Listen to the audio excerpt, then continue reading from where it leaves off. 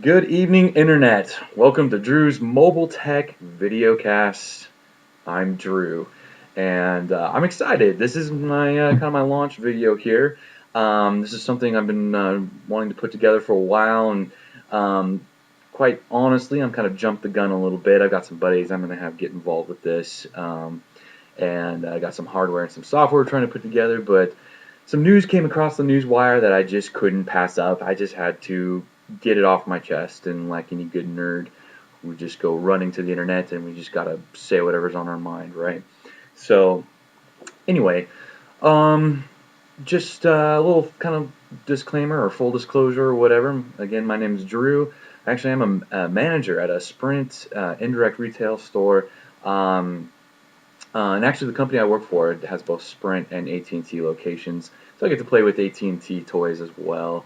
But these videos are gonna be all things mobile technology. So basically, technology that goes where you go, and that includes smartphones and laptops and netbooks and tablets, and now that Apple's kind of made that a legitimate sector of gadgetry and mobile technology. But anyway, but for tonight, the news that kind of sent me running to my netbook and making you suffer through my webcam is that June 4th, the HTC EVO 4G is coming to Sprint.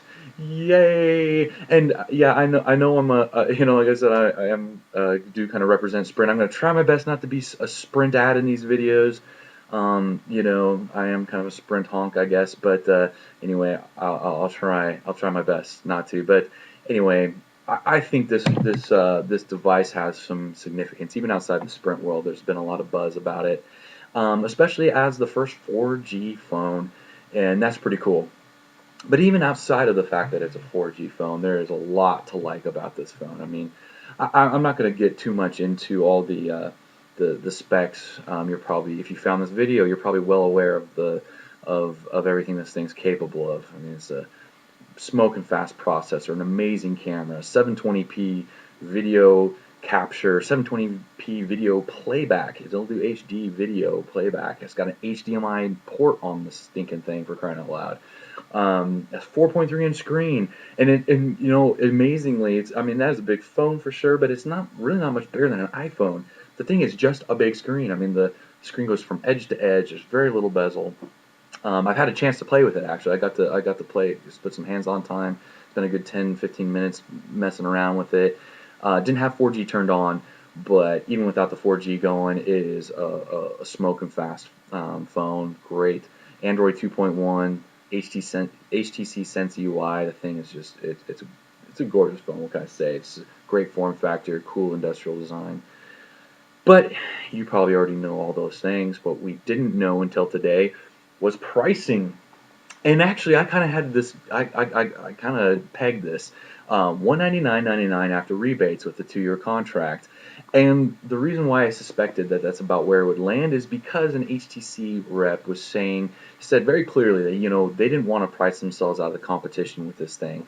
And if you look around the market right now, high-end Android phones, that's about where they are. I think the Nexus One, I want to say, is $179.99. Someone correct me if I'm wrong on that, but pretty sure that's with a contract on T-Mobile.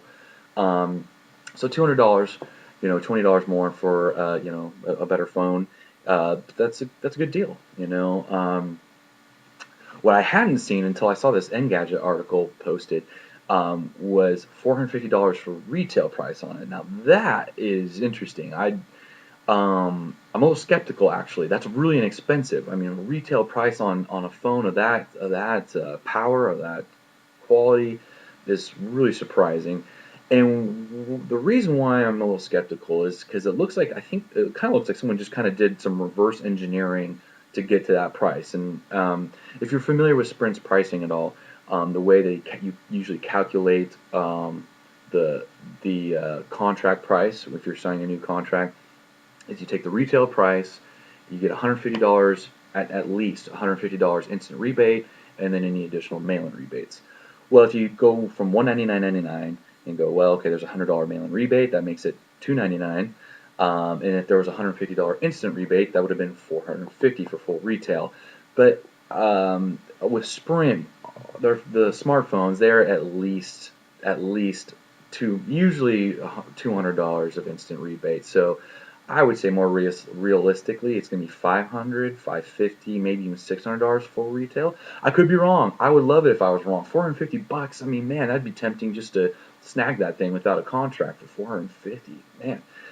So if I'm wrong, I'll be the first to say so. But I'll definitely try and check on that and update you guys tomorrow when I go to work, assuming that's information I can post if it's not confidential or proprietary and that sort of thing, which, I do need to respect, but whatever.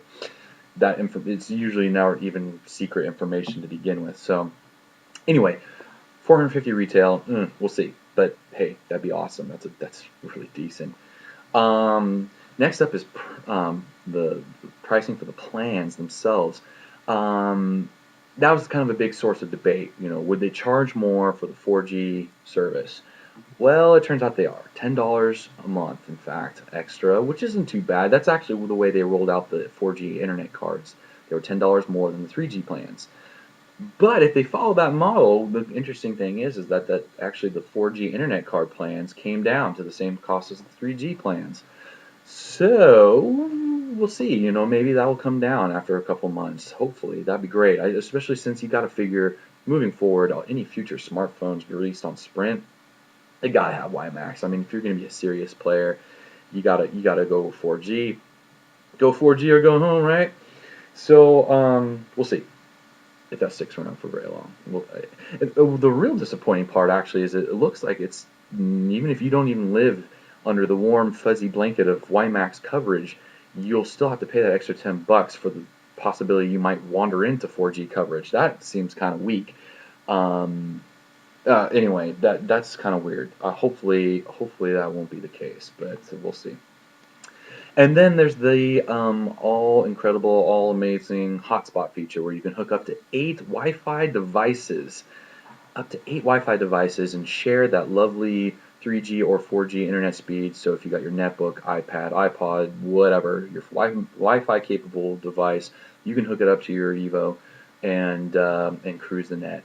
And especially since it sounds like they'll be released with the capabilities of doing voice and data at the same time, man, that's all you need, right? Well, pricing for that feature is going to be $29.99. That was a little more than I was hoping. I was thinking $10 to $20. Maybe I was living in, a little fantasy land where free EVO 4Gs for everybody and everyone has WiMAX and whatever. But that makes sense. I had to consider that, Sprint doesn't want to cannibalize their wireless broadband sales. And $29.99 is still priced at a point where, customers who probably weren't going to, get or a separate air card device. I mean, that's another contract. That's another device purchase. And it's $59.99. They might at $29.99. Someone who might have never even considered getting a broadband card goes, you know what, $29.99, I can cruise the net on my laptop wherever I go from my phone. That's pretty sweet. So, on one hand, maybe it'll cannibalize some air card sales. On the other hand, they might get some value-added sales, in terms of customers adding that feature to their plans. So we'll see. It's exciting, if you take the base data phone plan from Sprint and add the 4G connectivity and the hotspot, you arrive at $109.99 a month. So that's your mobile broadband and your phone. That's pretty good, still good value. I'm still kind of disappointed about that $10. I don't know, that just kind of sticks in my craw for whatever reason. But anyway, that's all I got to say about that. Again, please stay tuned. Come on back. Subscribe, comment, reply. If you got information, shoot it at me. I am by no means any kind of guru or anything like that. I'm just kind of adding my 2 cents to the noise that is the internet. And anyway, that's all I have to say. Thank you guys. I love you. Good night, internet.